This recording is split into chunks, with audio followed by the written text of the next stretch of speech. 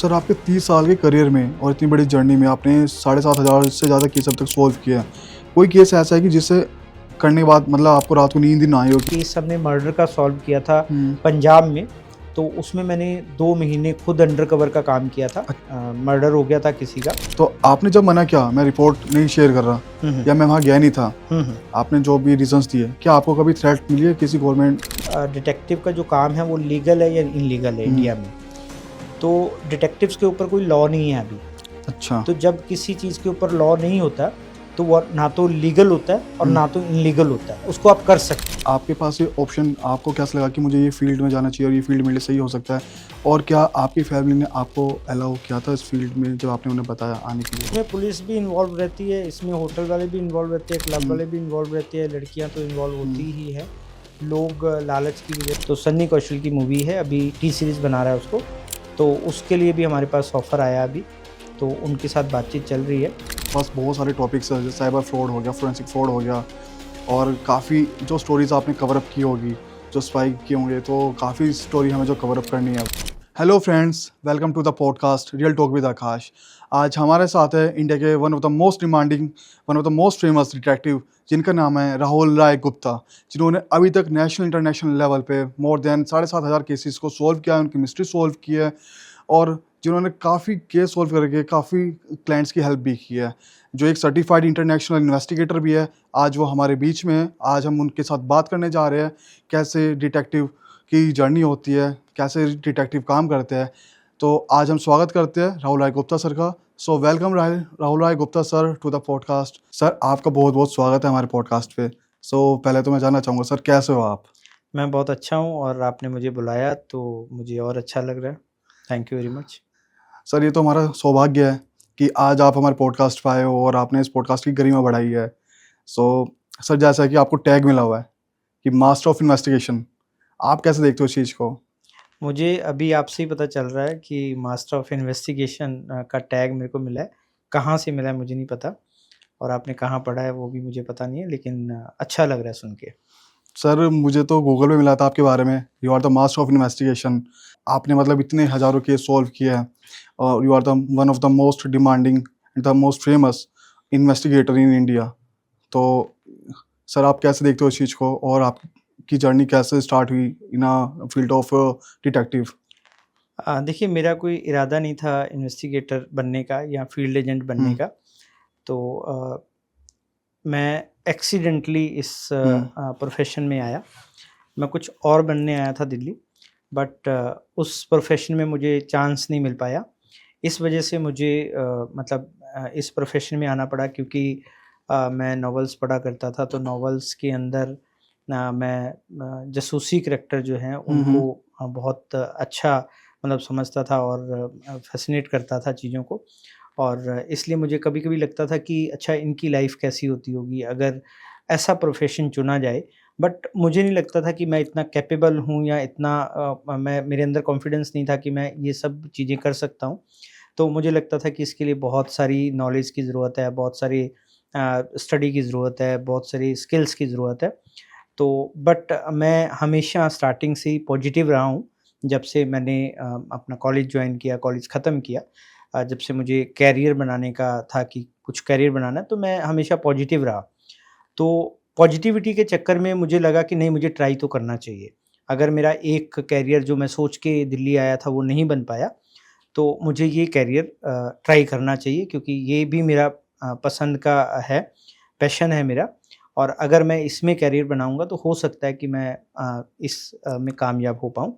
तो मैंने ट्राई किया और मैं सक्सेस हुआ, और वहाँ से मेरी जर्नी स्टार्ट हुई। सर जैसा अभी आपने बताया कि आप कॉलेज में आए, आपने यहाँ पे पूरी अपनी स्टडी कंप्लीट की। सर आप कहाँ से पास आउट हो और आपने क्या कोर्स किया था? मैं पंजाब में पैदा हुआ, हुँ, फिर हम हरियाणा शिफ्ट हो गए जब हुँ, इंदिरा गांधी जी की डेथ हुई। उस हुँ, समय पंजाब में माहौल ख़राब हो गया हुँ, था, हुँ। तो इसलिए हमें पंजाब छोड़ के हरियाणा आना पड़ा, क्योंकि वहाँ पे हिंदू लोगों के लिए बड़ी प्रॉब्लम हो गई थी और ओके। क्रिमिनल दंगे होने शुरू हुँ, हो गए थे। तो कुछ लोग नहीं चाहते थे कि पंजाब में हिंदू रहें, तो हमें भी पलायन करना पड़ा वहाँ हुँ, से। हुँ। और हम 1987 में वहाँ से छोड़ के हम हरियाणा शिफ्ट हो गए। तो 95 में जब मैं थोड़ा बड़ा हुआ, मेरी 16 साल की एज थी, 16-17 साल की, तो फिर मैं दिल्ली आया उस समय। आपने ऐसा कोई कोर्स किया था जो कि आपको डिटेक्टिव फील्ड में जाना था, या आफ्टर ग्रेजुएशन आपको लगा कि मैं डिटेक्टिव वाले फील्ड में मतलब जा सकता हूँ? कैसे जर्नी स्टार्ट हुई थी आपकी डिटेक्टिव की? मैं हरियाणा से मैंने +2 किया था कॉलेज से, हुँ, और उसके बाद +2 करने के बाद मैं दिल्ली आ गया था। तो ये था कि मैं अपनी स्टडी जो है हुँ, ओपन से स्टार्ट करूँगा, और साथ के साथ मैं अपना जो भी मैंने हुँ, करना था, हुँ, तो वो करूँगा, सो दैट मेरा करियर भी बनता रहे और मेरी स्टडी भी कंप्लीट हो जाए। बट मुझे मेरी किस्मत ने उस समय साथ नहीं दिया, लेकिन आज मैं समझता हूँ कि यहाँ पे भी मैं हूँ अभी, तो मैं अच्छा कर रहा हूँ, लोगों के साथ, सोसाइटी के लिए अच्छा कर रहा हूँ, देश के लिए अच्छा कर रहा हूँ, तो खुशी है इस बात की। लेकिन उस समय थोड़ा मायूस था कि भई जो मैं करने आया हूँ वो नहीं कर पा रहा हूँ। तो इस वजह से इसमें मैंने कोई कोर्स तो नहीं किया, क्योंकि कोर्स है भी नहीं है इसका, हुँ, लेकिन ऑन जॉब ट्रेनिंग होती है इसकी। तो अभी जैसे हमारे पास भी बच्चे आते हैं, तो वो एज़ अ इंटर्न जॉइन करते हैं, तो 6 महीने की इंटर्नशिप होती है। उसके बाद हम उनको एज़ अ जूनियर इन्वेस्टिगेटर या जूनियर फील्ड एजेंट हम उनको पोस्ट देते हैं, सो दैट वो आगे काम कर सकें। तो इस तरीके से हमारी जर्नी स्टार्ट हुई। सो जैसा आपकी सर जर्नी स्टार्ट हुई थी आज से 30 साल पहले, तो 30 साल पहले सर कोई सोचता नहीं था डिटेक्टिव वाली फील्ड में आने के लिए, तो जी, जी। हमने ज़रूर सुने थे रो एजेंट होते हैं, लेकिन सुने थे लेकिन कोई देखता नहीं था। सर 30 साल पहले आपके पास ये ऑप्शन आपको कैसा लगा कि मुझे ये फील्ड में जाना चाहिए और ये फील्ड मेरे लिए सही हो सकता है? और क्या आपकी फैमिली ने आपको अलाउ किया था इस फील्ड में जब आपने उन्हें बताया आने के लिए? इस मामले में मैं लकी रहा कि मेरी फैमिली बहुत कोऑपरेटिव थी। हुँ, मेरी फैमिली ने मेरा बड़ा साथ दिया, जब मैं दिल्ली आया तो दिल्ली आने में भी मेरा बड़ा साथ दिया, और कोई भी प्रोफ़ेशन मुझे चूज़ करना था तो उसमें भी मेरे ऊपर पाबंदी नहीं थी कि मैं क्या करने वाला हूँ। बस उन्होंने कुछ बेसिक रूल जो एक इंसान के लिए होने चाहिए, वो मेरे को बताए कि मेरे को क्या नहीं करना चाहिए और क्या मुझे ज़रूर करना चाहिए।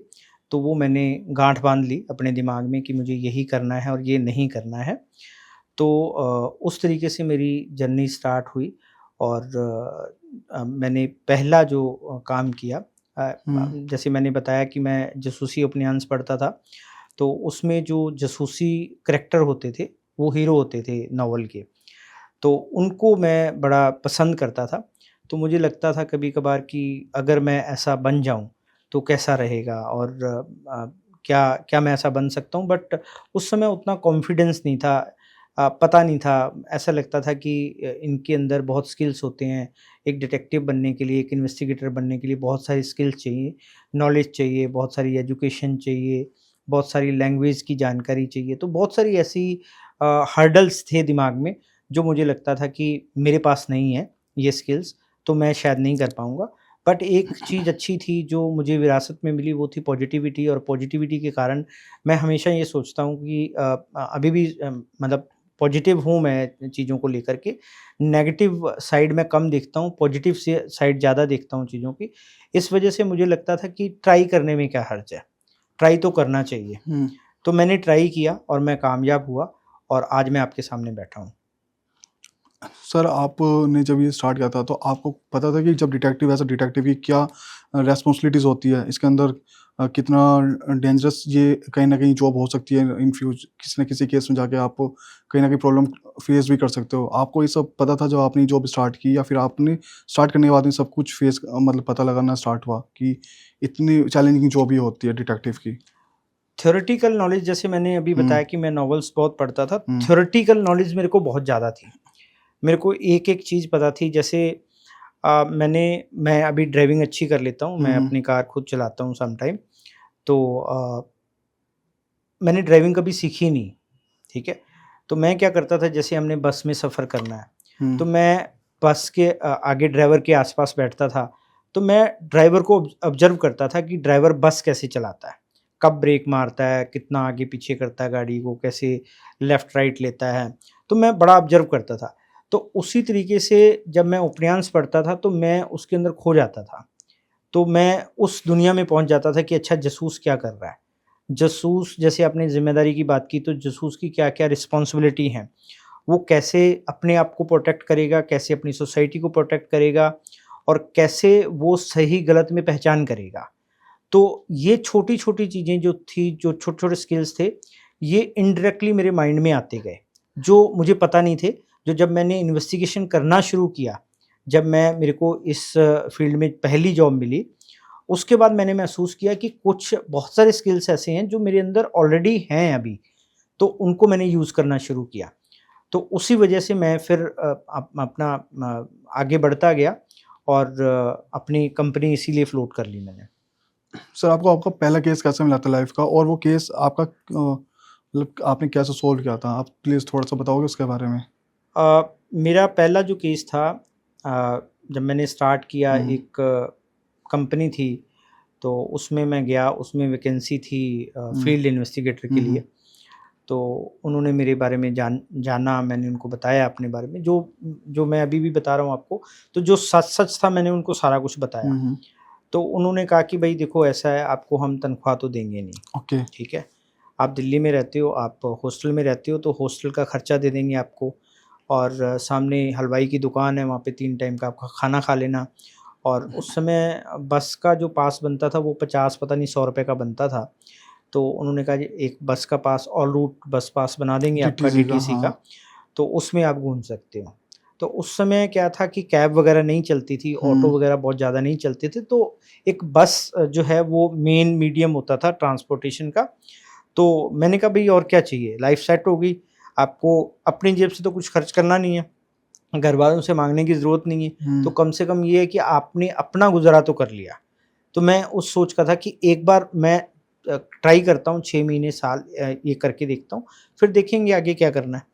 तो मैंने ऐसे उनके लिए हाँ कर दी, तो उन्होंने पहला जो केस दिया, वो एक एक्स्ट्रा मैरिटल अफ़ेयर का था, एक अच्छा। लेडी का कोई अफ़ेयर चल रहा था।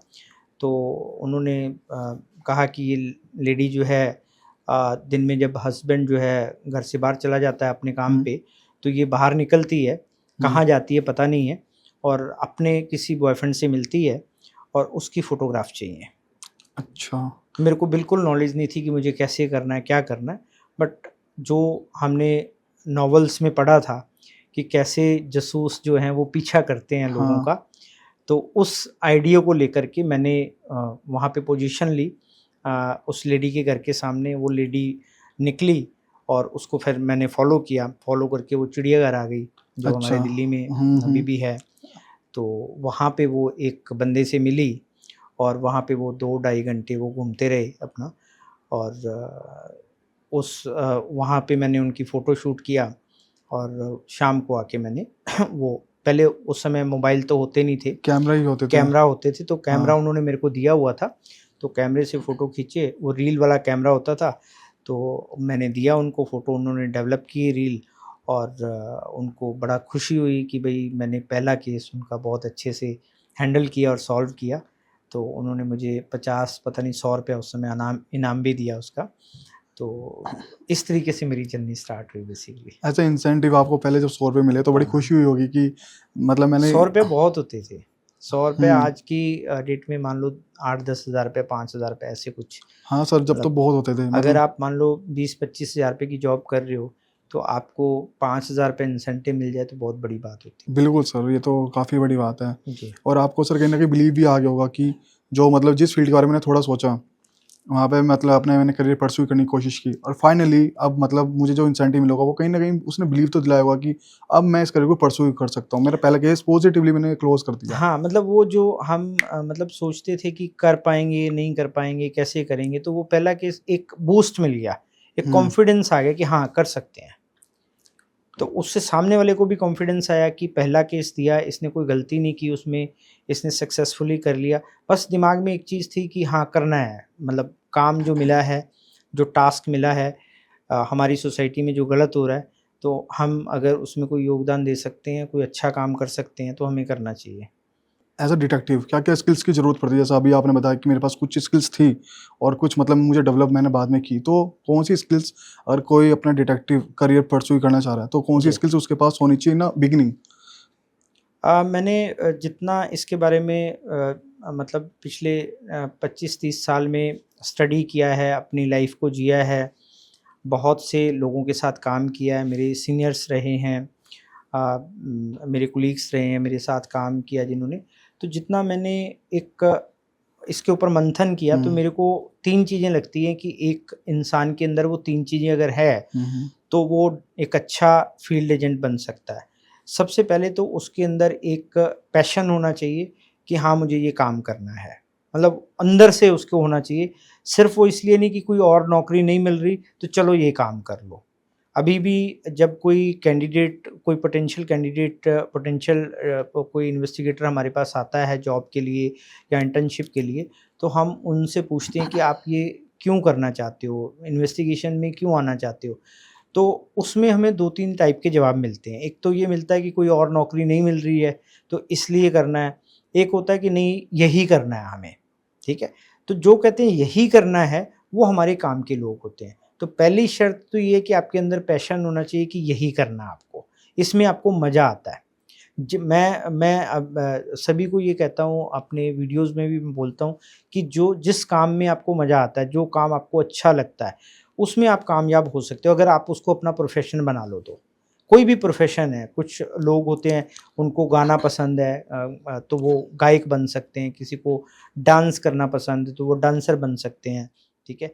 तो पैशन होना चाहिए किसी भी चीज़ में। अगर आपके अंदर पैशन है जासूसी करने का, लोगों के बारे में जानने का, लोगों के बारे में समझने का, लोगों को रीड करने का, लोगों की ज़िंदगी में घुसने का, तो मुझे लगता है फिर एक रिक्वायरमेंट आपकी पूरी हो जाती है।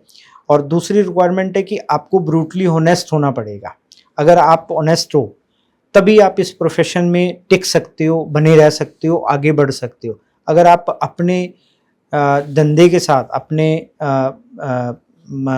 प्रोफ़ेशन के साथ ईमानदार नहीं हो, तो फिर बड़ा मुश्किल है टिकना।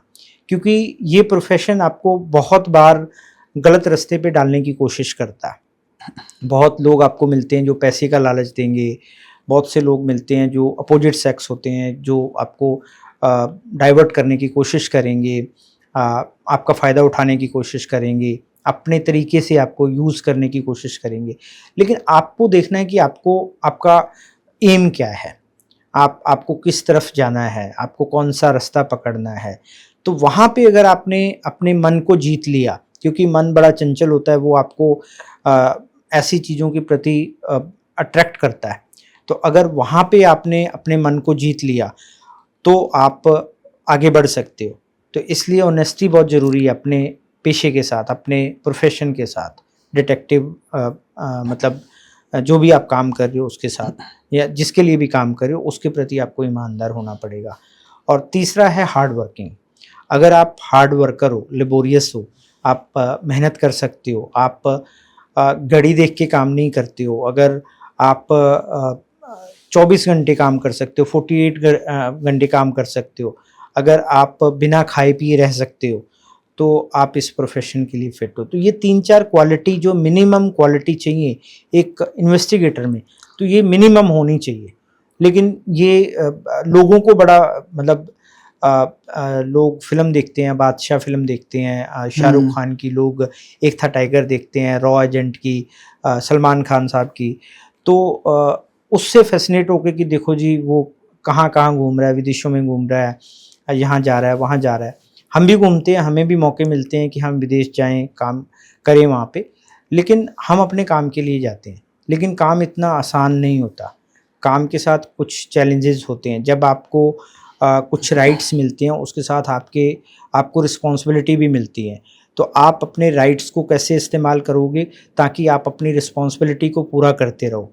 तो रिस्पॉन्सिबिलिटी अगर आपकी फुलफ़िल हो रही है, तब अपने राइट्स को आप इस्तेमाल कर सकते हो। अदरवाइज़ आप सिर्फ़ राइट्स की बात करोगे, रिस्पॉन्सिबिलिटी नहीं निभाओगे, तो आप फ़ेल हो जाओगे फिर एक दिन। सर, आपके साथ कभी कोई ऐसा इंसिडेंट हुआ है जहाँ आप किसी केस पे काम कर रहे हो और आपको सामने से कोई ब्राइब ऑफर हुई हो? जैसा भी आपने बताया कि अपोज़िट सेक्स जो तुम्हें अट्रैक्ट करते हैं, आपके साथ कभी ऐसा इंसिडेंट हुआ आपके एंटायर करियर में अभी तक? 2012 में मैं इस्तांबुल में था। अच्छा। उस समय एक फ़ेमस फ़िल्म है, नाम नहीं लूँगा उसका मैं, उसकी शूटिंग हो रही थी, तो मेरा कुछ उसमें इन्वेस्टिगेशन का पार्ट था। हुँ। तो मैं काफ़ी समय रहा वहाँ पे, और वो मेरी बड़ी सीक्रेट विज़िट थी, किसी को पता नहीं था, मैंने हुँ। सोशल मीडिया पे नहीं डाला, और उस समय मैं उतना एक्टिव भी नहीं था सोशल मीडिया पे। और क्योंकि मैं फ़ील्ड में बहुत एक्टिव था उन दिनों, बहुत साल मैं मतलब फ़ील्ड में एक्टिव रहा, अभी कम हूँ थोड़ा। तो मैं कुछ पोस्ट वोस्ट नहीं डालता था, और वो मेरी सीक्रेट विजेस थी बहुत ज़्यादा। मेरे घर वालों को पता था कि मैं एक केस पे गया हूँ, इवन उनको ये भी नहीं पता था कि मैं किस कंट्री में हूँ उस समय। तो जब मैं एयरपोर्ट से उतरा तो मेरे जो प्रेसिडेंट हैं उनका फ़ोन आ गया, मेरी एसोसिएशन के प्रेसिडेंट, कि भाई राहुल कैसा रहा तुम्हारा सफ़र इस्तांबुल का। तो मेरे को बड़ी हैरानी हुई कि इनको कैसे पता। तो मैंने उनसे पूछा कि सर आपको कैसे पता? कहता सब पता है हमें। तो उस समय एक स्टेट गवर्नमेंट ने मुझे अप्रोच करने की कोशिश की, क्योंकि मैं उस समय एक सरकारी काम के लिए वहाँ पे गया था। अच्छा। और काम करके आया, मैं पूरी रिपोर्ट लेके आया। तो वो चाहते थे कि उसकी कॉपी पहले मैं उनको दूं। तो उन्होंने मेरे को 2 करोड़ रुपए ऑफ़र किए। 2 करोड़ रुपए 2 ऑफर? करोड़ रुपए ऑफ़र किए उन्होंने, तो लेकिन मैंने मना कर दिया उनको। तो मैंने उनको सिरे से बोला कि मैं ऐसा कोई काम करके नहीं आया, आपको कुछ गलतफ़हमी हुई है, और मैं घूमने गया था, ठीक है? मेरी वहाँ पे गर्लफ्रेंड रहती है, मैं उससे मिलने गया था, और मैं कोई ऐसा काम करने नहीं गया था, तो आप प्लीज़ चेक कर लो, ठीक है? तो इस तरीके से मैंने उनको टाल दिया। हालाँकि मुझे पता था कि इनके पास अगर ये इन्फॉर्मेशन है कि मैं ऐसा काम करने गया था, तो वो पक्की इन्फॉर्मेशन होगी, ठीक है? बट ये मेरी मर्ज़ी है कि मैं उनको वो रिपोर्ट की कॉपी दूँ या ना दूँ, क्योंकि मैं भी किसी के लिए, किसी गवर्नमेंट के लिए काम कर रहा था, इंडियन गवर्नमेंट के लिए काम कर रहा था। तो मैंने वो रिपोर्ट उनको नहीं दी। तो ऐसे कई बार इंसिडेंट हुए जब ब्राइब करने की कोशिश की, बट मुझे लगता है कि जैसे मैंने अभी बोला कि आपको राइट्स मिलते हैं, रिस्पॉन्सिबिलिटी भी आप साथ लेके चलते हो। तो मेरी रिस्पॉन्सिबिलिटी है कि जिसके लिए मैं काम कर रहा हूँ उसके लिए मैं ऑनेस्ट रहूँ, चाहे मेरे को कितनी बड़ी ऑफ़र क्यों ना आए, तो मैं किसी चीज़ के लिए झुकूँगा नहीं। और ये मेरे क्लाइंट्स जानते हैं, और इसीलिए मेरे क्लाइंट जो जब मैंने एजेंसी ओपन की थी 4 सितंबर 1999 को, तो जो पहला मेरा क्लाइंट था वो आज भी मेरा क्लाइंट है। मतलब 26 साल हो गए। बेसिकली लॉयल्टी आपकी उनके साथ है, तो वो अभी तक आपके साथ लॉयल्टी जुड़े हुए हैं। होनी भी चाहिए, एक डिटेक्टिव की, एक इन्वेस्टिगेटर की लॉयल्टी अपने काम के प्रति होनी भी चाहिए।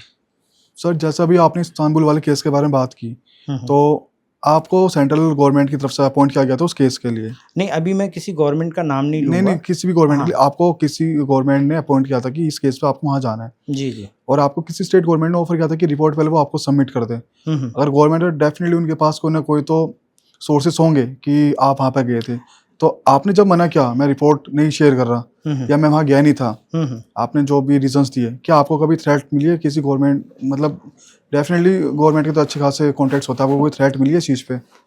एक्चुअली क्या होता है कि जब हम काम करते हैं, तो हम एक पार्टी के लिए काम करते हैं, दूसरी पार्टी के खिलाफ काम कर रहे होते हैं। तो जो पार्टी के खिलाफ काम कर रहे हैं वो भी अच्छी पोजीशन में होती है, और जिस पार्टी के लिए काम कर रहे होते हैं वो भी अच्छी पोजीशन में होती है। तो वो थ्रेट देने की पोजीशन में होती नहीं है। अच्छा। दूसरी पार्टी, क्योंकि उनको पता है कि थ्रेट देंगे तो उनके लिए बड़ी प्रॉब्लम हो जाएगी। तो इसलिए थ्रेट वगैरह तो कभी मेरे को ऐसे आए नहीं। ऐसा कभी इंसिडेंट मेरे साथ हुआ नहीं। तो कुछ इंसिडेंट, जैसे अभी एक मैंने इंसिडेंट बताया ब्राइब का, इस तरीके के इंसिडेंट होते रहते हैं जनरली। दूसरी पार्टी कई बार पहली पार्टी की वजह से, जो हमारी क्लाइंट पार्टी होती है उनकी वजह से, हमारी वजह से नहीं, उनकी वजह से उनको पता चल जाता है कि अच्छा कोई डिटेक्टिव इनके पीछे है।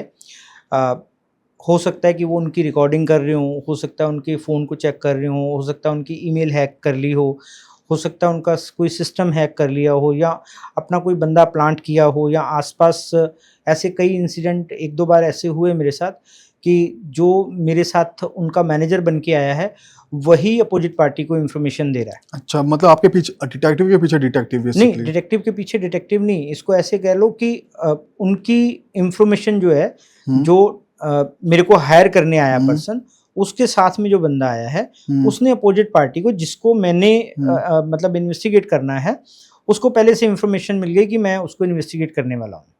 ओके। ठीक है ना? तो उस वजह से कई बार दिक्कतें आती हैं, बट क्योंकि वो उनकी आउटलुक होता है, उनकी तरफ से मतलब इस तरीके की चीज़ें लीकेज होती है, तो हमें कोई उससे फ़र्क नहीं पड़ता। हम इसीलिए क्लाइंट जब हमारे पास आता है तो हम उसको रिक्वेस्ट भी करते हैं, उसको बताते भी हैं कि आप अपने आसपास के लोगों को देखो कि उनको पता तो नहीं चल रहा कि कोई इस तरीके का ऑपरेशन आप कंडक्ट कराने जा रहे हो या इस तरीके की कोई एक्टिविटी आप कर रहे हो, सो दैट ऐसा ना हो कि सामने वाले को पता चल जाए और हमारा मिशन फेल हो जाए। क्योंकि अगर हमारा मिशन फेल हो गया तो उनके पैसे ख़राब होंगे, मेरी मेहनत ख़राब होगी, जो मैं नहीं चाहता। सर जब आप आउट ऑफ कंट्री जाते हो या फिर आप इन कंट्री आप कभी करते हो इन्वेस्टिगेशन, क्या आपको अपनी आइडेंटिटी कहीं चेंज करने की ज़रूरत पड़ती है या नहीं, हम सेम? अपनी आइडेंटिटी के साथ जाते हैं। मैं सर्टिफाइड इंटरनेशनल इन्वेस्टिगेटर हूँ। हुँ, यूएस में हमारी एक एसोसिएशन है और एक world association of hmm. Detectives है, उसका भी मैं मेंबर हूँ। तो मैं कहीं पे भी ट्रैवल कर सकता हूँ, मुझे कोई प्रॉब्लम नहीं है। और मैं मतलब जो मेरे ओरिजिनल डॉक्यूमेंट होते हैं उसी पे मैं ट्रैवल करता हूँ। ठीक है, आगे जा कर के हमें क्या करना है, क्या करना जब ऑपरेशन में होते हैं, उस समय थोड़ा हम कोशिश करते हैं कि अपनी आइडेंटिटी चेंज करें। हुँ। बट वो डिपेंड करता है कि केस टू केस डिपेंड करता है। कुछ केसेस में हम आइडेंटिटी चेंज नहीं करते हैं, कुछ केसेस में करते भी हैं। अगर आप कहीं जा रहे हो तो आप होटल्स में अपनी जो आपका आईडी कार्ड है तो आप वही सबमिट करते हो या फिर किसी और नाम से फेक आईडी कार्ड सबमिट करके रूम वगैरह बुक करते हो? नहीं, नहीं, हम ओरिजिनल करते हैं वहाँ पे। अगर आपको पता है रिस्क फैक्टर है मे बी, हुँ, तो हुँ। शायद मेरी अपोजिशन मुझे ढूँढ के आ सकता है। अगर मैं इस नाम से आऊँगा, क्या पता वो मेरे बारे में सर्च भी कर सकते हैं। जैसा अभी आपने बताया कि अभी आप इस्तांबुल गए हुए थे और हुँ, हुँ। किसी को पता लग गया कि आप ऑलरेडी इस्तांबुल में हो। तो इन दैट केस आपको कभी ऐसा लगा कि मैं अगर अपने जो मेरा रियल नेम है, वो नाम ना मैं दूसरा नाम यूज़ करके यहाँ रूम बुक कर लूँ ताकि किसी को पता लगे कि मैं यहाँ पे रुका हुआ हूँ? हमारे वहाँ पे सोर्सेज़ होते हैं, अच्छा, एसेट्स होते हैं हमारे वहाँ पे, तो आपके हम लिंक्स हैं। उनको एसेट्स को यूज़ करते हैं। हुँ, हमारे 3 टाइप के जो आगे हम जिनसे काम लेते हैं, जो हमारे काउंटर पार्ट होते हैं। हुँ, हुँ, एक हमारे खुद के फील्ड एजेंट होते हैं जो काम करते हैं, वो पैन इंडिया हमारे खुद के एजेंट हैं। और अगर आप आउट ऑफ कंट्री बात करो तो वहाँ पे हमारे एसोसिएट्स होते हैं, तो जो हमारे लिए काम करते हैं। कुछ हमारे एसेट्स होते हैं जहाँ पे हमें लगता है कि ज़्यादा काम है, ज़्यादा ज़रूरत है हमें, तो वहाँ पे हम एसेट्स क्रिएट करते हैं अपने। उनको हम हेल्प करते हैं, उनके साथ बातचीत करते हैं, लाइज़निंग करते हैं। उनको हम हेल्प करते हैं किसी भी चीज़ में, बिज़नेस जमाने में या कुछ भी, जितना भी हम कर सकते हैं, तो वो हमारे एसेट्स बन जाते हैं। तो हम टाइम टू टाइम उनको जब भी ज़रूरत पड़ती है तो उनसे काम ले लेते हैं हम। सर आपके 30 साल के करियर में और इतनी बड़ी जर्नी में आपने 7,500 से ज़्यादा केस अब तक सॉल्व किया है। कोई केस ऐसा है कि जिसे करने के बाद मतलब आपको रात को नींद ही ना आई हो कि मैं किस केस ये मैंने केस क्यों पकड़ लिया और उस केस ने आपको मतलब बहुत ज़्यादा डिफ़िकल्टीज़ फेस कराई हो? वो कभी ऐसा चांस इसलिए नहीं आया क्योंकि जब हम केस मतलब डिस्कस करते हैं क्लाइंट के साथ, तो हमें पता चल जाता है कि इसके अंदर क्या-क्या डिफ़िकल्टीज़ आ जाती हुँ, हैं, हुँ। आ सकती हैं। और केस किस टाइप का है, हमें करना है, नहीं करना है। ऐसे बहुत से केसेज़ हैं, ऐसे बहुत से क्लाइंट हैं जिनको हम मना कर देते हैं, हम नहीं करते हैं काम उस पे। और ऐसे बहुत सारे केस हैं जिसमें हमें मज़ा आता है काम करने में। तो मुझे नहीं लगता कि मुझे कभी ऐसा कोई केस मैंने किया हो जिसमें मुझे लगा हो, बाद में रिग्रेट हुआ हो कि यार मुझे ये तो करना नहीं चाहिए था, या ये तो मतलब पंगे वाला काम है या कुछ है। हर केस में कुछ ना कुछ कॉम्प्लिकेशंस तो होती हैं, हुँ। अदरवाइज़ तो क्लाइंट खुद ही सॉल्व कर लेगा, फिर हमारे हम जैसे प्रोफेशनल्स के पास क्यों आएगा? तो कॉम्प्लिकेशन होती है, उनको हम हैंडल करते हैं, पॉजिटिवली हैंडल करते हैं और हमारी टीम भी जानती है कि हम हैंडल कर लेंगे। अगर कोई प्रॉब्लम आई तो हम बैठे हुए हैं, हम टैकल कर लेंगे उसको। सर कुछ पैरामीटर्स होते हैं अगर कोई केस आपके पास नया केस आया हुँ, इन्वेस्टिगेशन हुँ। के लिए, तो उसके क्या पैरामीटर्स होते हैं? और क्या पैरामीटर्स आप चेक करने के बाद केस एक्सेप्ट करते हो? पहले तो हम ये देखते हैं कि जो क्लाइंट आया है वो हमें अपने बारे में क्या बताता हुँ, है, उसके बारे में हमारे पास क्या इन्फॉर्मेशन है। हुँ, हम उसको इन्वेस्टिगेट नहीं करते कभी भी। कभी-कभार क्लाइंट बोल देता है कि अच्छा अब मैं जाऊँगा तो आप मेरे बारे में तो पता कर ही लोगे। हम कहते हैं भैया हम बिना पैसे के कुछ नहीं करेंगे। तो आप हमें पैसे दोगे तभी हम केस इन्वेस्टिगेट करेंगे। और क्योंकि अ, आपके ऊपर कोई पैसा खर्च करने वाला नहीं है, कोई क्लाइंट नहीं है, तो हम आपकी इन्वेस्टिगेशन नहीं करेंगे। हम क्यों फ्री फोकट में आपकी इन्वेस्टिगेशन करें, ठीक है? हमें ज़रूरत नहीं है उसकी। हम आपसे ही पूछ लेंगे ना जो पूछना है। तो अगर आप बताओगे तो ठीक है, नहीं बताओगे तो ठीक है, फिर हमारी मर्ज़ी है कि हमने केस टेक अप करना है या नहीं करना है। तो पहला पैरामीटर है कि क्लाइंट हमें अपने बारे में क्या बताता है, सही नाम हुँ, बताता है, अपने बारे में सही इन्फॉर्मेशन देता है या नहीं। दूसरा हम देखते हैं कि उसका मोटिव क्या है केस का। हुँ, जो हमारे पास केस लेके आया है, कोई कॉर्पोरेट केस है या पर्सनल केस हुँ, है, उसका मोटिव क्या है? क्या वो विक्टिम है या वो कल्प्रेट है, खुद विक्टिम की इंक्वायरी करा रहा है, तो हमें बातों बातों से पता चल जाता है कि ये विक्टिम है या कल्प्रेट है। अगर विक्टिम है तो हम उसकी हेल्प करने की कोशिश करते हैं, अगर हमें पता चलता है कल्प्रेट है तो हम उसको प्यार से मना कर देते हैं, कोई भी बहाना लगा देते हैं, हम केस नहीं लेते हैं। तो ये कुछ पैरामीटर्स होते हैं कि हमें काम करना है या नहीं करना है। फिर हम ये भी देखते हैं कि सोसाइटी के खिलाफ तो नहीं है, कोई देश के खिलाफ तो नहीं है, कोई ऐसा केस तो नहीं कर रहे कि जिससे हमारे देश को प्रॉब्लम होती हो या हमारी सोसाइटी को प्रॉब्लम होती हो। सर एज अ डिटेक्टिव, जैसा अभी तक हमने बात सुनी डिटेक्टिव की रेस्पॉन्सिबिलिटीज़ क्या होती है, चैलेंजेस क्या होते हैं, एज अ डिटेक्टिव आप अपनी प्रोफेशनल लाइफ और पर्सनल लाइफ कैसे बैलेंस करते हो? क्योंकि एज आई नो, जब आप एज अ डिटेक्टिव काम कर रहे हो तो आपको 24 घंटे भी जगना होता है, जैसा अभी आपने बोला, और आपको किसी प्रोजेक्ट पे जाना हुआ तो ये नहीं पता कि आप किसी चेस करते करते कब तक आप घर आ रहे हो। तो मुश्किल नहीं होता सर कि 24/7 आप एक ऐसा डिटेक्टिव काम करते हो और उसमें पर्सनल लाइफ कहीं ना कहीं मैस्ड अप हो जाती है? मैं बहुत सारे लोगों से बात करता हूँ, जब कई बार कोई वैकेंसी हम अपने ऑफिस के लिए निकालते हैं तो एचआर पहले इंटरव्यू करता है, फिर मेरे पास कैंडिडेट आते हैं फ़िल्टर होके। तो वो एक बात कहते हैं कि मैं ना अपनी पर्सनल लाइफ और प्रोफेशनल लाइफ को अलग रखता हूँ या रखती हूँ। कैसे?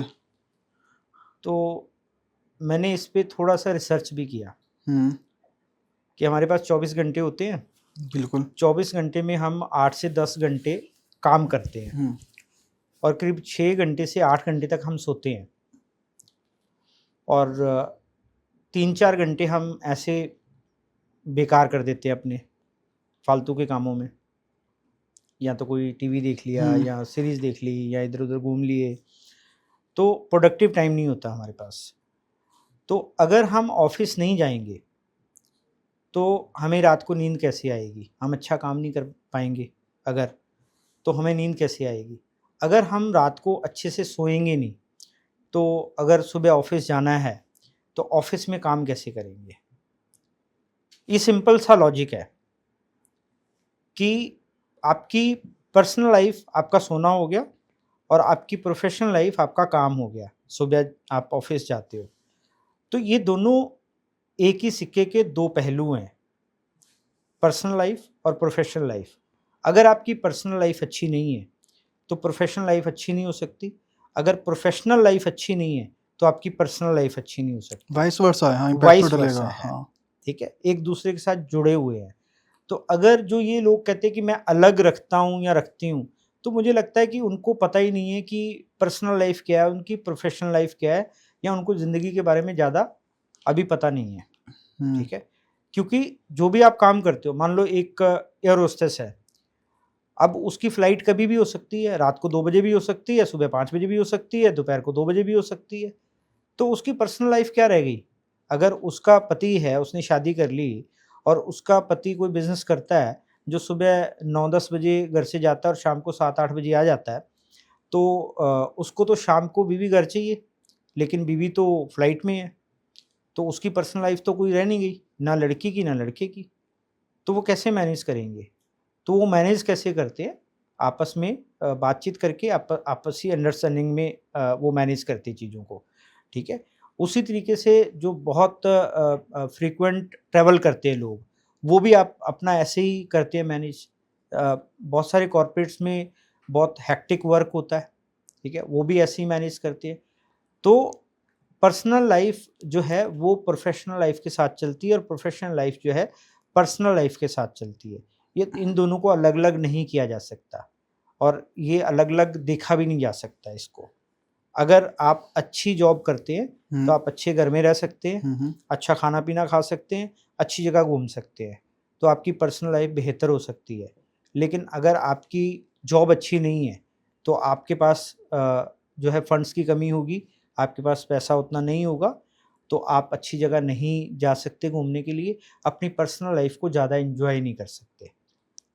तो इसलिए पर्सनल लाइफ को अच्छा करने के लिए ज़रूरी है कि आपकी प्रोफेशनल लाइफ बहुत अच्छी हो। सर एक डिटेक्टिव के सोर्सेज ऑफ इनकम क्या हो सकते हैं? वो कैसे पैसे बनाते हैं, कैसे अर्न करते हैं? आप थोड़ा बताओगे प्लीज़ इस बारे में? देखिए, अगर तो डिटेक्टिव जो है वो अगर एक कंपनी चला रहा है, हम्म।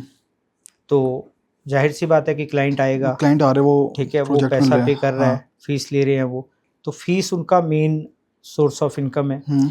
दूसरा, लेट्स सपोज मैं अपनी बात करूं तो मेरे पास फीस भी आती है, कंसल्टेशन भी आती है। तो मैं जो भी क्लाइंट मेरे पास आता है, अगर वो मुझसे बात करना चाह रहा है या मेरी एडवाइस या ओपिनियन लेना चाह रहा है, तो मैं उसके चार्ज करता हूँ पैसे, ठीक है। तो वो मेरा सोर्स ऑफ इनकम है। तो ये 2 ही सोर्स ऑफ इनकम होते हैं। लेकिन अगर कोई जॉब कर रहा है तो उसका सोर्स ऑफ इनकम एक तो सैलरी होगा और दूसरा इंसेंटिव होगा। अगर अच्छा काम करेगा तो उसको इंसेंटिव दिया जाएगा कंपनी की तरफ से। तो ये सोर्स ऑफ इनकम है, तीसरा तो कोई हो नहीं सकता। तो प्रोजेक्ट जैसे भी आपके एम्प्लॉयज़ हैं, हुँ, तो हुँ। आपके एम्प्लॉयज़ ने कोई प्रोजेक्ट मिला उससे हुँ, हुँ। सॉल्व करने के लिए, तो प्रोजेक्ट खत्म किया उसने, उसका एक टाइम अराउंड टाइम भी होता होगा सर, कितने टाइम है उसको वो रैप अप करना है, ऐसा कुछ होता है? क्योंकि एक मतलब आप क्लाइंट को एक टाइम पीरियड देते होंगे ना कि इस टाइमलाइन के अंदर आपका प्रोजेक्ट ये कंप्लीट कर देंगे इन्वेस्टिगेशन। क्या होता है कि हमारे इसमें इन्वेस्टिगेशन फील्ड में हुँ। अलग-अलग सब फील्ड्स होते हैं। अच्छा। अ, किसी का फॉलो करना है, किसी की हुँ। इंक्वायरी करनी है, टेलीफ़ोनिक इंक्वायरी करनी है, डिजिटल रिसर्च करनी हुँ, है, हुँ। तो अलग-अलग टीम्स हैं। जब हमारे पास एक प्रोजेक्ट आता है, केस आता है, हुँ, तो हुँ। हम डिवाइड करते हैं उसको। अच्छा, एक ही इन्वेस्टिगेटर एक केस पे नहीं काम करता, 2-3 उस पे करते हैं। मल्टीपल अलग-अलग तरीके से काम होते हैं और अलग-अलग इन्वेस्टिगेटर्स को अलग-अलग तरीके से उसको इन्वेस्टिगेट करने के लिए दिया जाता है। तो एक केस को 3, 4, 5 लोग, 7 लोग इन्वेस्टिगेट करते हैं। तो एक प्रोजेक्ट जो है वो 7-8 लोगों के बीच में जाता है। वो उसको अपना-अपना पार्ट उसमें इन्वेस्टिगेट करते हैं, अपनी-अपनी रिपोर्ट सबमिट करते हैं। तो जो अ, ऑपरेशन मैनेजर होता है हुँ। उस रिपोर्ट को देखता है और फिर उसकी रिपोर्ट बनवाता है। वो तो फिर इस क्लाइंट को तरीके से सबमिट हो जाती है। सर कैसे कोई केस हमारे पास जब आता है, उसकी क्या स्टार्टिंग होती है? आप उसे क्या सॉल्व करते हो? सर अगर आप किसी केस के बारे में प्लीज़ बताओगे कि जो केस पे आपने काम किया है, काफ़ी डिफ़िकल्ट वो केस रहा हो, आपकी टीम ने कैसे सॉल्व किया? कोई केस ऐसा एग्ज़ाम्पल अगर आप हमें बता पाओ तो, ताकि मैं भी रिलेट कर पाऊँ और ऑडियंस भी रिलेट कर पाए कि कैसे केस एक कंप्लीट होता है और कैसे डिफरेंट सोर्सेज़ उस केस पे काम करते हैं। कोई ऐसा कोई एग्ज़ाम्पल केस आपने जो कोई सॉल्व किया हो? देखिए क्या होता है कि बहुत सारे हम तो रोज़ केस करते हैं, हुँ, हुँ। रोज़ एक प्रोसेस के थ्रू मतलब इन्वेस्टिगेट करते हैं चीज़ों को। बेसिकली अगर मैं प्रोसेस आपको बताऊँ, प्रोसेस ये है कि क्लाइंट हम हमारे पास आता है, हम हमसे डिस्कस करता है, डिस्कस करने के बाद हम देखते हैं कि केस लेना है, नहीं लेना है। हुँ, हुँ। अगर सहमति बन जाती है दोनों हुँ, हुँ। पार्टीज़ के बीच में, हमारे बीच में और क्लाइंट के बीच में, वो हमारी फ़ीस पे करता है और हम उसका केस लेने के लिए तैयार होते हैं। तो वो सारी केस की डिटेल जो इनपुट होता है वो हमें प्रोवाइड करता है, हमें देता है और उस इनपुट को पहले हम वेरीफ़ाई करते हैं कि वो इनपुट कितना सही है और उसको वेरीफ़ाई करने के बाद फिर हम उसके ऊपर इन्वेस्टिगेशन करते हैं। जो-जो क्लाइंट के क्वेश्चन होते हैं, जो-जो वो जानना चाहता है, उसके ऊपर इन्वेस्टिगेट करते हैं। हम टीम बनाते हैं। जैसे मैंने अभी बोला कि अलग-अलग टीम्स होती हैं, हुँ, हुँ। अलग-अलग काम करती हैं। तो हमें पता होता है कि कौन-सा जो क्वेश्चन है, कौन-सी टीम काम करेगी उसके ऊपर और हुँ, किस हुँ। तरीके से वो निकल के आएगा, ठीक है? तो उस तरीके से हम अलग-अलग टीम को अलग-अलग काम देते हैं। वो अपना-अपना काम करती है, उनको एक पीरियड दे दिया जाता है कि वो 24 घंटे में काम करेगा, वो ये 3 दिन में काम करेगा, ये 7 दिन में काम करेगा, ये 15 दिन में काम करेगा। हुँ। तो वो अपनी-अपनी रिपोर्ट लेके आते हैं, सबमिट करते हैं, उसको वैल्यूएट करते हैं, फिर उसको वेरीफ़ाई करते हैं कि इन्फॉर्मेशन सही है या नहीं है। मतलब फाइनल रिपोर्ट देने के से पहले हम उसको वेरीफ़ाई करते हैं, सो दैट क्लाइंट के पास जब रिटर्न रिपोर्ट जाएगी, तो वो कुछ गलत ना जाए, वो सही इन्फॉर्मेशन हो, सो दैट एक्यूरेसी जो है 99.99% हो, सो दैट क्लाइंट उसके ऊपर रिलाई कर सके और उसने आगे कोई कार्रवाई करनी है, कोई कोर्ट ऑफ लॉ में जाना है या कोई सबूत कहीं पे सबमिट करने हैं या अपने घरवालों से बात करनी है या अपनी कंपनी में बात करनी है, तो वो उस तरीके से एक्शन ले सकता है उसके ऊपर। तो सर इस तरीके से प्रोसीजर होता है सर बेसिकली। कोई केस आपके बहुत क्लोज़ हो, जिस पे आपने खुद इन्वेस्टिगेट किया हो, आप अगर एक्सप्लेन करना चाहो कि आपने वो कैसे केस आपने पूरा सॉल्व किया और वो आपको लगा हो कि काफ़ी डिफ़िकल्ट है लेकिन मैंने सॉल्व कर दिया।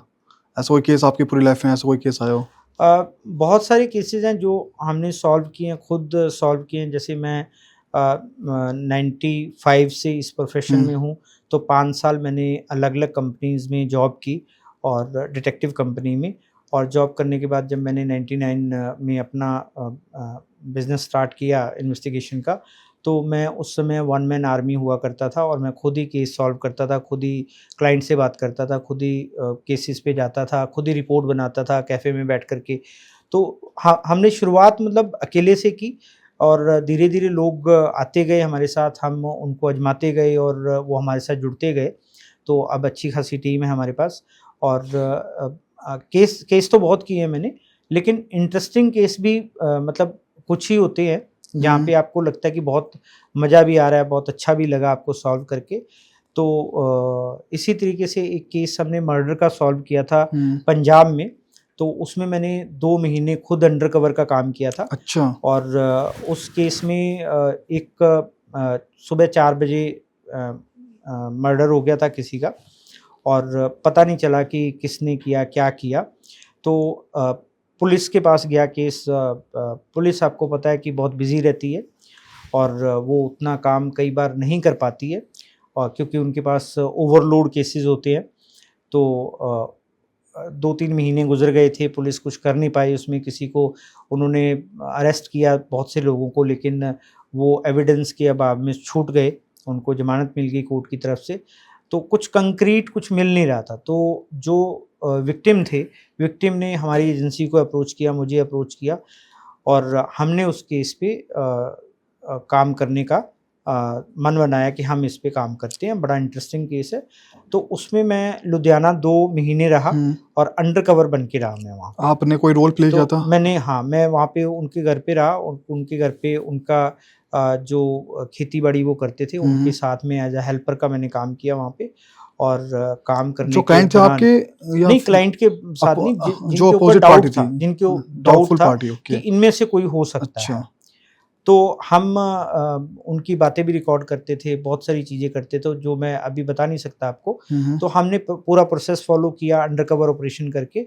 तो अल्टीमेटली अभी आपने एक फ़िल्म देखी होगी दृश्यम 2। हाँ सर। दृश्यम 2 में एक सब इंस्पेक्टर होता है और उसकी वाइफ होती है, अजय देवगन है, उसके घर के पास में रहते हैं पड़ोसी बन के।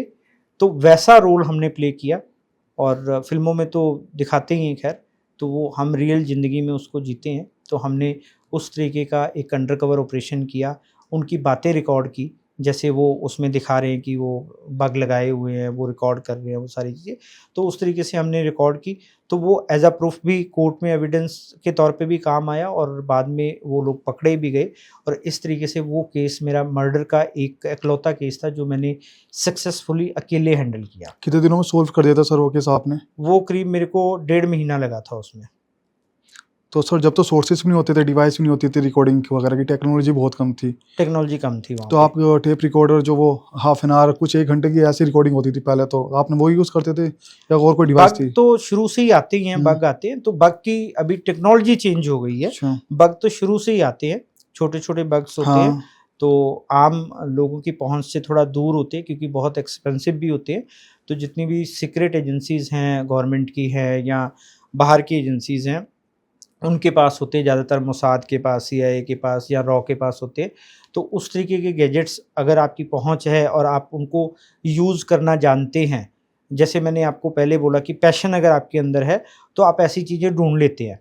तो आपको पता होना चाहिए कि कहाँ पे आप क्या इस्तेमाल कर सकते हो, कहाँ पे क्या डिवाइस आपकी काम आ सकती है, कहाँ पे कौन-सा गैजेट आपके काम आ सकता है। तो अगर आप उसको अच्छे से यूज़ करना जानते हो, तो आप उससे काम ले लोगे, वो आपके लिए एक हथियार का काम करेगा।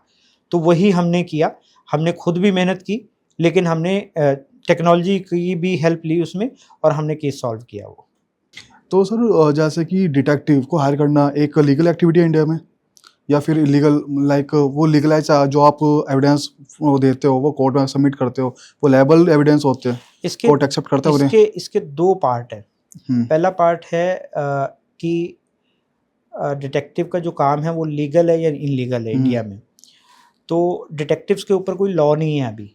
अच्छा। तो जब किसी चीज़ के ऊपर लॉ नहीं होता, तो वो ना तो लीगल होता है और ना तो इल्लीगल होता है, उसको आप कर सकते हो। अच्छा, ठीक है, आप हायर कर क्योंकि सकते हो। कोई लॉ ही नहीं है उसके ऊपर। ठीक है, अभी कोई एक्ट बना नहीं है इसके ऊपर।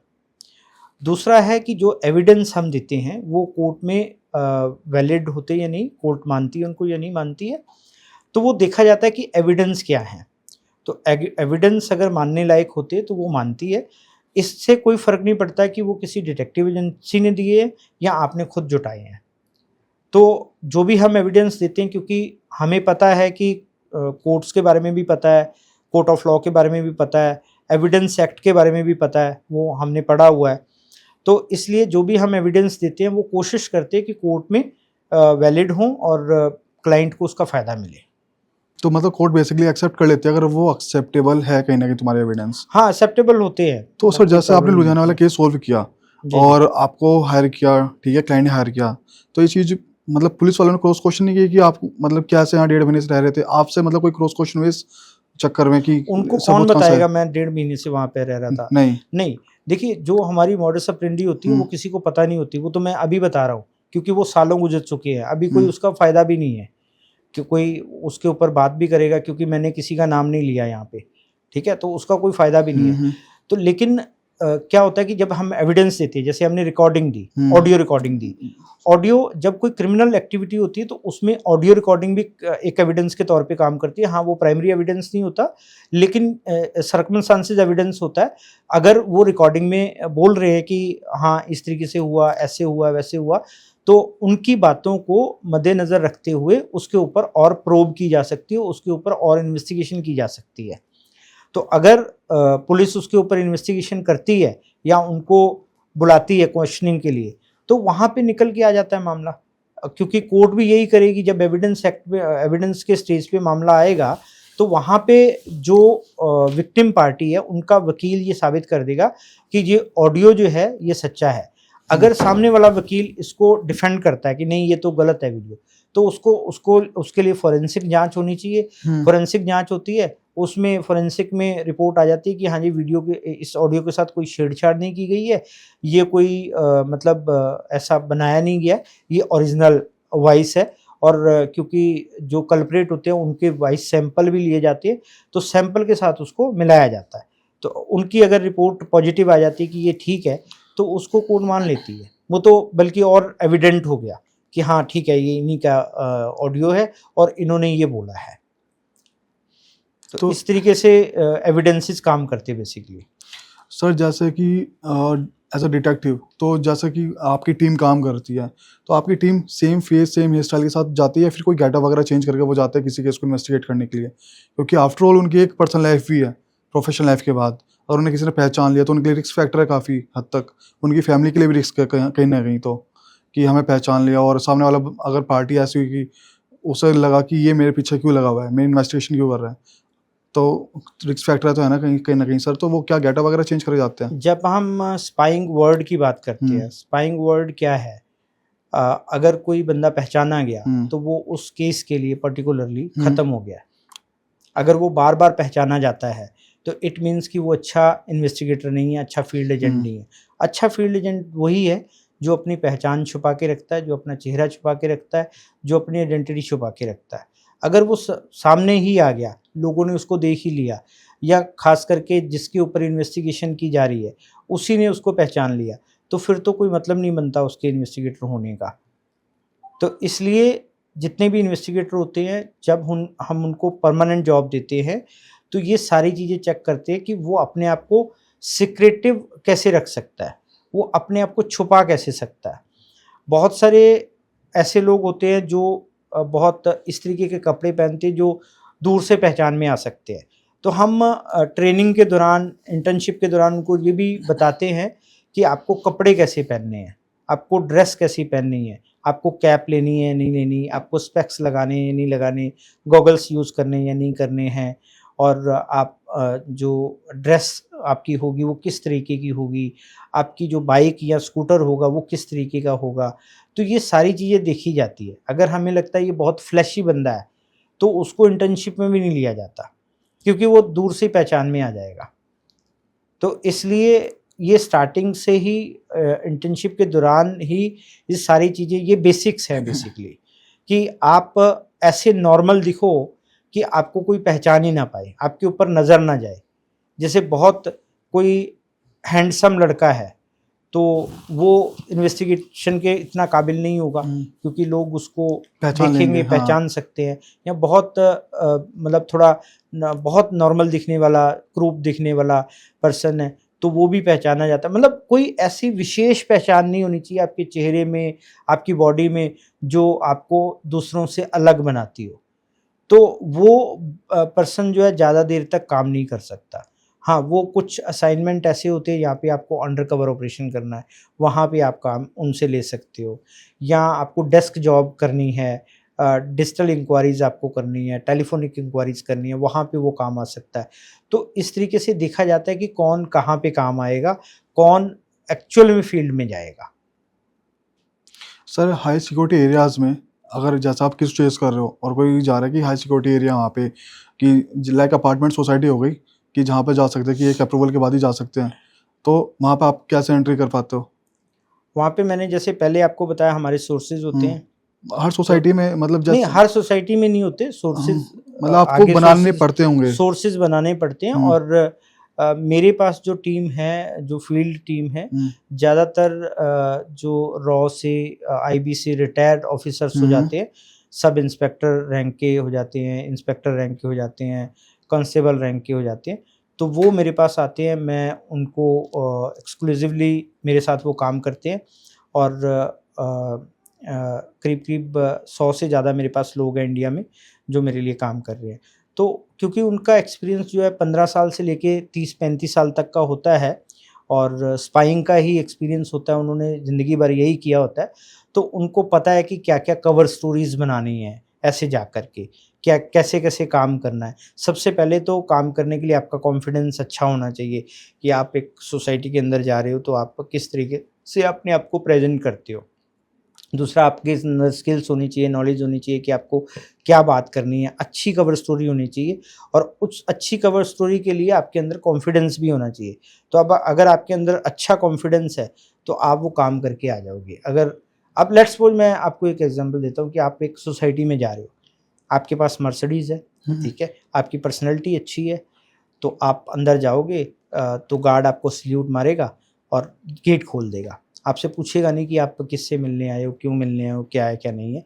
लेकिन अगर कोई बंदा टूटी-फूटी बाइक पे जाता है और उसकी शक्ल भी बहुत ज़्यादा अच्छी नहीं है, या उसने गेटअप ऐसा किया होता है कि बहुत अच्छा नहीं लगता वो दिखने में, तो गार्ड अगर वो वहाँ पे रह भी रहा है, तो भी गार्ड उसको अगर पहचानता नहीं है, तो उसको रोक लेगा कि आप कहाँ जा रहे हो। तो ये आपके कॉन्फिडेंस का, आपकी ड्रेसिंग सेंस का, या आप कैसे जा रहे हो वहाँ पे, इस चीज़ का बहुत फ़र्क पड़ता है। तो इन्वेस्टिगेटर को ये सारी चीज़ें देखनी पड़ती हैं कि वो किस तरीके से कौन-सी स्टोरी के लिए जा रहा है। सर आप कभी आउट ऑफ कंट्री भी गए हो अपार्ट फ्रॉम इस्तांबुल? आप नॉर्मल किसी क्लाइंट के लिए आउट ऑफ कंट्री भी गए हो इन्वेस्टिगेशन करने के लिए? मैंने अमेरिका में काम किया है, मैंने कनाडा में बहुत काम किया है, मैंने मॉरिशस में काम किया, मैंने नेपाल में काम किया, श्रीलंका में काम किया, स्विट्ज़रलैंड में काम किया, तो मैंने करीब-करीब 20 से 25 कंट्री में काम किया अभी तक। 20 से 25 कंट्री, फैंटास्टिक सर। सर यही शायद मेन रीज़न है कि आपको मास्टर ऑफ इन्वेस्टिगेशन का टैग मिला है। मेरे ये को गूगल पे सर्च करना पड़ेगा मैं अभी। दिखा दूँगा सर आपको। जी, जी, जी, जी। ड्यूरिंग द रिसर्च मुझे खुद ही पता लगा था कि you are the master of investigation, और इसलिए शायद वो सर आपका बॉलीवुड में भी लिंक अप हुआ है। आपने करीना कपूर के भी जस्ट एक मूवी में दी बरिंघम मर्डर्स में आपने उन्हें ट्रेनिंग दी है डिटेक्टिव की, ऐसा कुछ? तो नहीं, वो स्टोरी ट्रेनिंग का नहीं, एक्चुअली क्या है, वो ब्रांड प्रमोशन थी अच्छा। बेसिकली। तो उनके साथ हमारा टाई अप हुआ एज़ ब्रांड प्रमोशन के लिए। तो करीना कपूर ने हमारे बारे में कुछ अच्छा बोला, तो इस तरीके से मतलब एक अच्छा वो जॉइंट वेंचर था एक्चुअली अच्छा। तो अभी एक फ़िल्म आ रही है डिटेक्टिव शांताराम, ओके। सन्नी कौशल की, जो विक्की कौशल के वि छोटे विकी भाई हैं। हाँ, हाँ। तो सन्नी कौशल की मूवी है, अभी टी सीरीज़ बना रहा है उसको, तो उसके लिए भी हमारे पास ऑफ़र आया अभी, तो उनके साथ बातचीत चल रही है। तो वो मतलब अपना ऑफ़र दे रहे हैं कि क्या-क्या वो हमारे लिए करने वाले हैं, इन ब्रांडिंग कैसे-कैसे काम करेंगे वो। फ़िल्म में हमारा नाम वो यूज़ करना चाहते हैं, तो वो किस तरीके से कर सकते हैं, तो उसके ऊपर अभी बातचीत चल रही है उनके आपका साथ। मूवी के अंदर रोल है या फिर सर आप बैक एंड लेवल पे ट्रेनिंग ही प्रोवाइड करोगे? नहीं, ट्रेनिंग हमने किसी में भी प्रोवाइड नहीं की। अच्छा। पहले हमने ट्रेनिंग नहीं दी उसमें। उसमें बेसिकली कई बार क्या होता है, जो डिटेक्टिव फ़िल्म्स होती हैं, हुँ। उसमें उनको एक डिटेक्टिव का एक मतलब ब्रांडिंग के लिए नाम चाहिए होता है, तो वो सूट करता है मतलब। क्योंकि बंकिंगम मर्डर में Kareena Kapoor Indian British detective थी, वहाँ पे पुलिस में थी। क्योंकि यहाँ पे हम डिटेक्टिव को प्राइवेट होते हैं डिटेक्टिव, यहाँ पे पुलिस को हम मतलब इन्वेस्टिगेशन ऑफिसर कहते हैं, वहाँ पे डिटेक्टिव बोलते हैं जो पुलिस में होते हैं लोग, जो इन्वेस्टिगेशन करते हैं, बेसिकली उनको डिटेक्टिव बोला जाता है। ठीक है, तो प्राइवेट लोगों को भी डिटेक्टिव बोला जाता है, प्राइवेट लोगों को जनरली इन्वेस्टिगेटर बोला जाता है, बट डिटेक्टिव भी बोले तो चलता है वहाँ पे। ठीक है, तो क्योंकि वो डिटेक्टिव फिल्म थी तो इसलिए उन्होंने हमें मतलब अप्रोच किया था ब्रांड प्रमोशन के लिए, ब्रांड पार्टनरशिप के लिए बेसिकली। सर जैसा कि आप ऐसे हाई सिक्योरिटी एरिया में चले जाओ, फॉर एग्जांपल आप जम्मू कश्मीर जा रहे हो और आप किसी इन्वेस्टिगेशन पर जा रहे हो वहाँ पे, और आपको लेकिन अपनी आइडेंटिटी चेंज वहाँ पे करके मतलब आपको जाना पड़ेगा, क्योंकि अगर आप ऐसे किसी सोर्सेज से मिल रहे हो जहाँ पे आपको अपनी आइडेंटिटी शो नहीं करनी, तो इन डैट केस और आप वहाँ बैठे हो कि आप नाम चेंज करके बैठे हो और नकली आईडी कार्ड के साथ बैठे हो, और वहाँ पे कोई मिलिट्री वगैरह अगर आती है सिचुएशन है, ठीक है, आप कैसे अपने आप को हैंडल करोगे कि आप अपने आप को कैसे बता पाओगे नहीं नहीं ये मेरी नकली आईडी है, मतलब मेरा रियल नेम ही है, मैं इस पर्पज से आया हूँ, तो आप कैसे अपने आप को इस सिचुएशन के अंदर हैंडल कर पाओगे? और मे भी ऐसी होती भी है सर सिचुएशन, मैंने काफ़ी सुनी है कि जहाँ पे डिटेक्टिव जाते हैं लेकिन कहीं ना कहीं प्रॉब्लम में फंस जाते हैं वो, फिर बाद में सॉल्व होते हो केसेस की नहीं नहीं ये उस पर्पज से आ गए हुए थे, ऐसा कोई सर? देखिए क्या होता है कि जब हम इस तरीके के केसेस कभी करते हैं तो सबसे पहले हम अथॉरिटी को बता देते हैं। अच्छा। हम लेटर लिख देते हैं अपनी लेटर हेड पे कि हम सो एंड सो हैं, हमारे पास ये केस है, हम इस तरीके की इंफॉर्मेशन गैदर करने के लिए हम फलानी जगह जाना चाह रहे हैं, तो वो प्रॉपर हमें परमिशन देंगे वहाँ पे जाने की। हो सकता है हमें सिक्योरिटी भी प्रोवाइड करें। तो जितनी ट्रांसपेरेंसी आप सिस्टम के साथ रखोगे उतना आपके लिए अच्छा रहेगा। तो बेसिकली आपको कोलैबोरेशन होता है हाँ, बिल्कुल, बिल्कुल। इन्वेस्टिगेशन एजेंसी के साथ में, जो लाइक फॉर एग्जांपल सीबीआई हो गई। देखिए सीबीआई के पास अपनी एक बहुत अच्छी टीम है, ठीक है, वो बहुत अच्छा काम कर रही है, देश में बहुत अच्छे केसेस सॉल्व कर रही है और सक्सेस रेट भी अच्छा है उनका। बट सम टाइम कुछ केसेस में वो आगे नहीं बढ़ पाती या उनको ऊपर से परमिशन नहीं होती है, तो उनके पास एक सीक्रेट फंड होता है जो वो उसको केस को सॉल्व करने के लिए कर सकती है, जो अपने सोर्सेज के ऊपर पैसा खर्च कर सकती है। तो वो भी प्राइवेट डिटेक्टिव्स को कई बार हायर कर लेती है, मैंने भी काम किया है उनके लिए। तो कई बार वो हायर कर लेती है, तो वहाँ जहाँ पे उनका रास्ता बंद हो जाता है और उनको लगता है कि ये लोग हमारा साथ दे सकते हैं इस केस को इन्वेस्टिगेट करने के लिए। इसको ऐसे समझ लो कि हमने एक केस किया, सीबीआई को पता था कि अगले 4 दिन के बाद उनको इस बंदे का रिमांड मिल जाएगा, इस बंदे का मीन्स अभी ये ज़मानत पे है, इसकी कस्टडी मिल जाएगी हमें, ठीक है, कोर्ट की तरफ से। तो 4 दिन के लिए क्योंकि वो भाग ना जाए और उसका पासपोर्ट भी उन्होंने सीज़ नहीं कर पाई पुलिस, मतलब कोर्ट ने ऑर्डर नहीं किया उसके लिए, तो उनको ये था कि ये भाग ना जाए। तो अब उन्होंने सोचा कि हम प्राइवेट एजेंसी को हायर करते हैं और प्राइवेट एजेंसी को लगाते हैं। तो हम अगले 4 दिन तक दिन रात उस बंदे को फॉलो करते रहे, उस बंदे को वॉच करते रहे, उस बंदे की के ऊपर नज़र रखते रहे ताकि ये भाग ना जाए। चौथे दिन सीबीआई को इजाज़त मिल गई उसको अरेस्ट करने की, उसके खिलाफ वारंट मिल गया, उन्होंने उसको अरेस्ट किया, हमारा काम ख़त्म हो गया। तो इस तरीके के बहुत सारे ऐसे केसेस होते हैं यहाँ पे, जो गवर्नमेंट एजेंसी है वो हमारी हेल्प ले सकती है, लेती हैं। सर जैसे कि अभी हमने इतनी सारी बात की स्पाई के बारे में, एक बड़ा फेमस केस है सर दिल्ली का, जो लास्ट ईयर केस है, उसमें हुआ क्या था, डेटिंग ऐप केस है, शायद आपने सुना भी होगा कि अब उसमें लड़की क्या थी, बम्बल पे उसने अपना अकाउंट बनाया था, बम्बल एक डेटिंग ऐप। तो वो क्या करती थी कि जो भी लड़के उसे अप्रोच करते थे वो उन्हें बुला लेती थी, होटल रूम पे बुला लिया। अब उसके बाद में जब होटल रूम पे बुला लिया तो वो उसे ब्लैकमेल करती थी, 5 लाख रुपए दे या 2 लाख रुपए दे, वट ऐसा उसने कई लड़कों के साथ किया। अब उस चक्कर में लड़कों ने उसे पैसे भी दिए, और एक लड़के ने क्या किया, उसने कहीं ना कहीं क्या किया, पैसे तो दे दिए उसे, और फिर उसने एक डिटेक्टिव हायर किया कि यार जैसे मेरी लाइफ तो ख़राब हो गई लेकिन मैं औरों की लाइफ ख़राब नहीं होने दूंगा। और उसने प्राइवेट डिटेक्टिव हायर किया। तो डिटेक्टिव ने क्या पता लगाया, जो वो लड़की थी वो लड़कों को फंसा रही है, उन्हें होटल में बुला रही है, होटल वाला जो है वो भी उसके साथ मिला हुआ था क्योंकि वो एक ही होटल हायर करती थी। और जब वो केस पुलिस के पास जाता था, पुलिस वाला भी लड़कों को डराता था कि ये भाई केस वेस सॉल्व कर लो, बेमतलब में मतलब केस वेस तुम पे लग जाएगा। अब डिटेक्टिव ने पूरी वो मिस्ट्री सॉल्व की, ठीक है। वो लड़की फिर बाद में उसे कहीं ना कहीं वो कोर्ट में केस किया, लड़की गिल्टी प्रूफ हुई और फिर वो जेल में गई। तो सर ये एक बड़ा फेमस केस था लास्ट ईयर दिल्ली का, कि जहाँ पे डिटेक्टिव ने केस सॉल्व किया। आपको आइडिया सर इस केस के बारे में? मेरे पास तकरीबन महीने में हम्म 50 से 60 इंक्वायरी ऐसी आती हैं इस चक्कर की। ऐसे केसेस की, यहाँ पे ये फ्रॉड होते हैं इस तरीके के।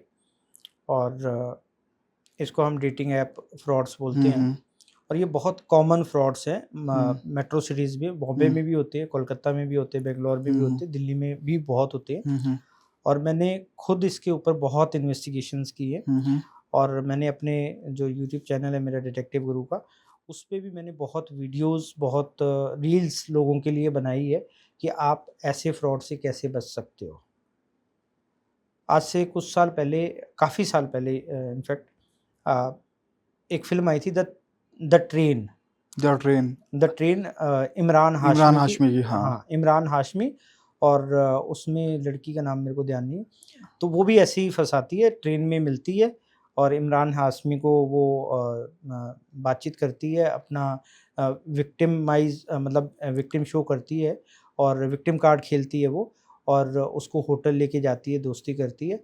फिर होटल वाला भी मिला होता है उसमें, और उसका बॉयफ्रेंड भी मिला होता है, और पुलिस भी मिली होती है।